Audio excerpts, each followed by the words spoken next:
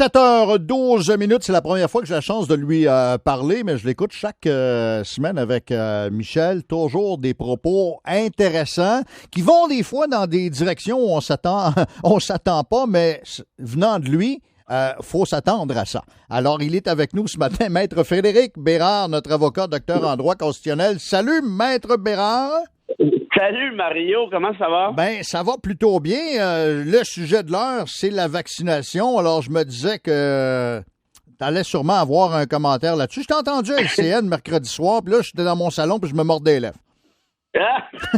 Bon, ben, tu vas pouvoir les démordre, si tu veux. Ça va directement avec notre question, d'ailleurs, du jour ce matin. Est-ce que les politiciens devraient donner l'exemple et aller prendre le fameux vaccin, même si c'est pas dans leur tranche d'âge? Ben oui, allez-y, là, let's go, là, parce que, si tu te souviens, c'est quand ça, c'est mardi, quand on a posé la question à Legault, allez-vous le prendre, l'AstraZeneca? Ouais. Ah oui, ben quand ça sera mon tour, ben pourquoi vous n'allez pas le prendre tout de suite? Ah, ben là, j'ai juste 63 ans. Oui. Mais c'est correct, ça. Moi, je trouvais que c'était correct. Oui, 65. Il a peur de quoi? Non, mais c'est pas une peur, c'est une question de respect. Je veux dire, s'il va tout de suite, il va faire un Claude Dubois de lui-même. Ah oui, non, mais c'est sûr, là, mais là, parce qu'il y a la différence entre lui et Dubois, c'est qu'il est quand même premier ministre. Oui, c'est sûr que c'est pas mal. En tout cas, je sais pas, là, je pense que quand même, perdre un premier ministre en temps de pandémie, ça serait un peu plate. C'est pas que j'aime pas Claude Dubois puis que je le respecte pas, puis je souhaite pas de malheur, évidemment, mais je veux dire, c'est parce que là, pour 2 ans de différence, je sais pas, est-ce qu'il y a vraiment des gens qui auraient chialé en disant, bon, regardez, il passe avant nous autres, sachant que, moi, en tout cas, à sa place, je serais allé prendre l'AstraZeneca. Puis, regardez, là, ça fait pas mal. Là, il m'a pas poussé une antenne 5G dans le front. Tout est beau, puis on passe à d'autres choses. Là. Parce que là, j'ai l'impression que, on verra, là, mais il y a une crainte qui n'est pas tout à fait irrationnelle, dans le sens où c'est vrai qu'il y a eu des cas de thrombose à gauche, à droite, un peu partout en Europe, ici et là, mais ça reste très, très, très minime, mais quand même. Ça a amené, par exemple, l'Allemagne, qui est un pays sérieux là, d'un point de vue scientifique, la France aussi, à retirer le vaccin pendant un certain temps. Donc, je comprends, moi, les gens d'être un peu inquiets, déjà qu'on partait de loin, là. C'est quand tu y penses, là, il y a peut-être 6-7 mois, il y avait quelque chose comme au moins 30% des Québécois qui voulaient pas se faire vacciner, si je me trompe pas. Là, on est rendu peut-être à 20, quelque chose comme ça.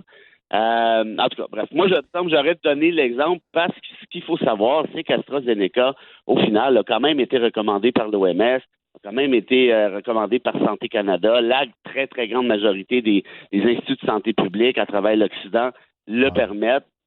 Et vous êtes pas mal mieux, vous avez pas mal moins de chances qu'il arrive quoi que ce soit avec AstraZeneca que si vous attrapez la COVID au final. On aura toujours un petit doute, mais Christian Dubé va le recevoir. On dit que c'est celui d'AstraZeneca, d'ailleurs, cet après-midi, ministre de la Santé. Alors ça, c'en est un bon exemple.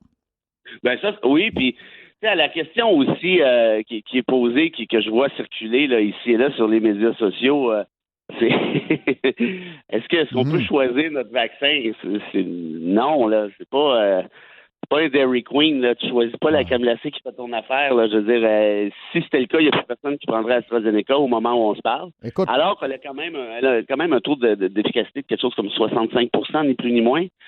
Et donc, tu peux pas laisser choisir aux gens le soin d'eux, là, parce que ça va être le bordel. Et il faut pas oublier, et ça, c'est peut-être l'aspect le plus important de la chose. Écoute, nous sommes présentement dans une course contre la montre.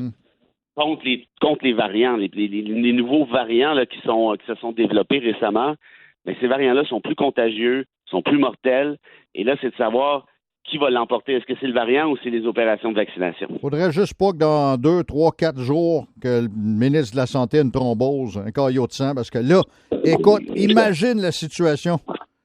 Si ça arrivait. Ça serait moins drôle, puis je pense qu'on repasserait ma chronique pour m'annuler.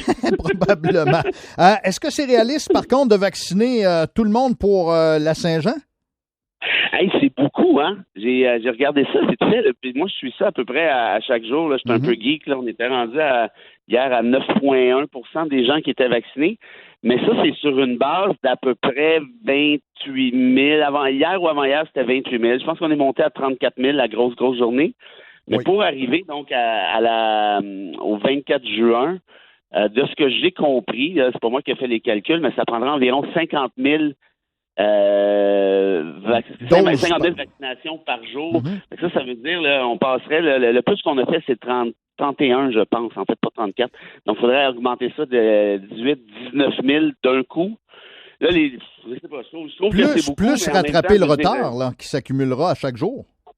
Oui, puis l'autre, en même temps, je me dis que Legault, il a dû y penser avant de balancer une date comme ça, là, parce que là, tout le monde, je veux dire, c'est assez symbolique. En plus, la Saint-Jean-Baptiste, ça, c'était un peu pour écœurer Trudeau qui avait dit la veille, probablement le 1er juillet, la fête du Canada.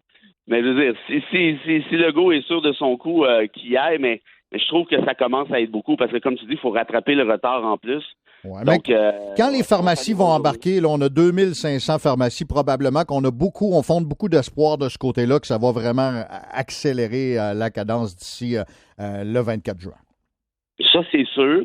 Moi, j'ai lu que les pharmacies pouvaient peut-être en vacciner une centaine par jour, ce qui est bien, mais ça reste que 50 000, là, puis là, il ne faut pas qu'il y ait de problème d'approvisionnement, etc., etc. Mais en tout cas, on verra bien. Mais si tel est le cas, on va peut-être pouvoir passer enfin un été normal et passer relativement à autre chose. Qu'est-ce que tu as pensé de cette manifestation, là, les clowns qui sont allés bloquer le tunnel en fin de semaine à Montréal? Moi, j'en peux plus de ces gens-là. Je suis désolé, là, je suis plus capable. Puis, la preuve, là, Mario, qu'on vit dans une société de cochons gras, là, disons-le, là, c'est que ces gens-là vont te revendiquer des droits constitutionnels, des libertés civiles qui n'existent pas. Et là, ils vont même aller plus loin que ça. Ils vont enfreindre la loi. Bloquer un pont, là, c'est une infraction criminelle. Là. Tu peux pas faire ça. Puis moi, je me suis juste posé la question, si ça avait été des étudiants, là, qui avaient bloqué un pont au nom de, je sais pas moi, d'un gel de frais de scolarité. Si ça avait été des environnementalistes qui, on le sait, là, des fois, les gens qui ont déjà bloqué le pont Jacques-Cartier ou un truc du genre, et puis là, tout le monde a viré fou pendant à peu près une semaine. Il y a juste les Autochtones qui n'ont pas de problème. Ben, les Autochtones, c'est sûr que c'est plus compliqué, mais à ce que je cherche, les Autochtones ne bloquent pas le tunnel Louis-Polyte Lafontaine, puis ils ne bloquent pas le pont Jacques-Cartier non plus. Heureusement. Habituellement, ils bloquent des trucs en rapport à leur réserve, en rapport à leur territoire, ce qui me semble déjà plus légitime. Mais tu sais, Ticoun Balloon là, qui débarque, puis qui bloque le pont-tunnel au nom de « Fuck you, Legault », tu sais, il y a des... Tu sais, c'est des beaux slogans quand même, là. Tu sais, tu penses à mai 68.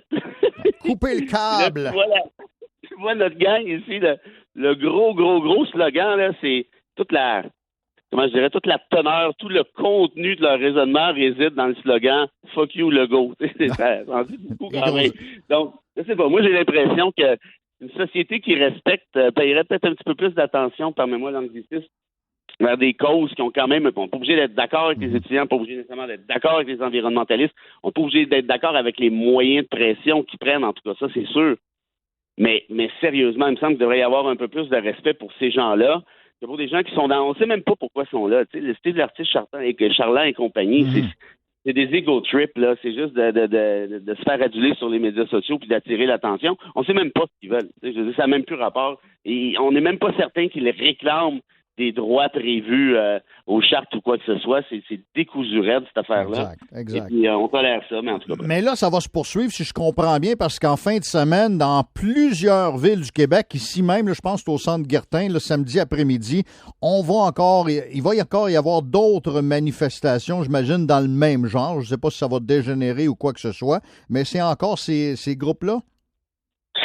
Ben, tu vois comme c'est pas brillant. Parce que là, on l'a dit, là, on est dans une course contre la montre, contre les variants. Le variant, il est contagieux. Ils sont dangereux, ces variants-là.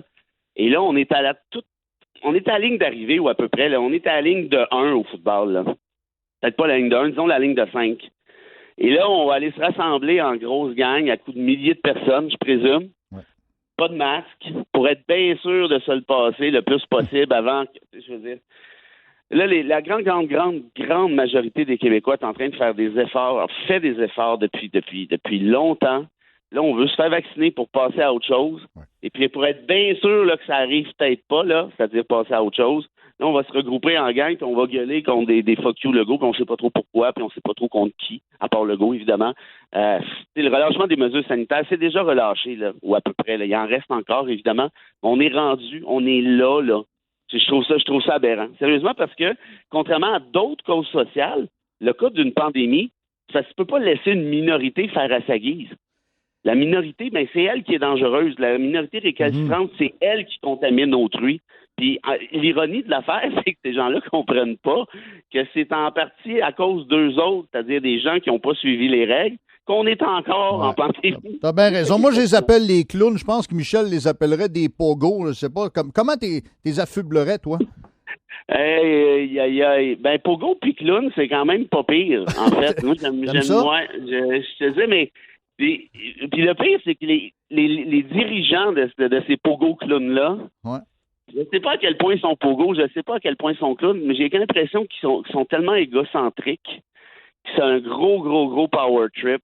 Tu sais, là, t'as vu, Chardin, écoute, il était assis là, sur son Jeep, là, il se faisait charrier comme Jules César qui venait de vaincre la Gaule, là. Tu sais, c'est pas drôle, là. Puis ce gars-là, il était dans les trucs d'extrême droite comme la Meute, puis il y en a d'autres, des Mario Roy et compagnie, des Storm Alliance et tout ça. C'est des groupes d'extrême droite qui en avaient contre les réfugiés, le chemin Roxham et tout ça. Et là, tout à coup, là, il se trouve une nouvelle cause. Tu sais, on va être contre les masques maintenant. Tu sais, tu vois qu'il n'y a pas nécessairement de corrélation entre un et l'autre. C'est beaucoup plus... En tout cas, je pense pas psychologue non plus. Mais Maître Bérard, la gloire, c'est éphémère. Alors, ça va passer. Et on passera à autre chose éventuellement. On se le souhaite. Salutations. Bonne semaine là-dessus. Salut. À bientôt.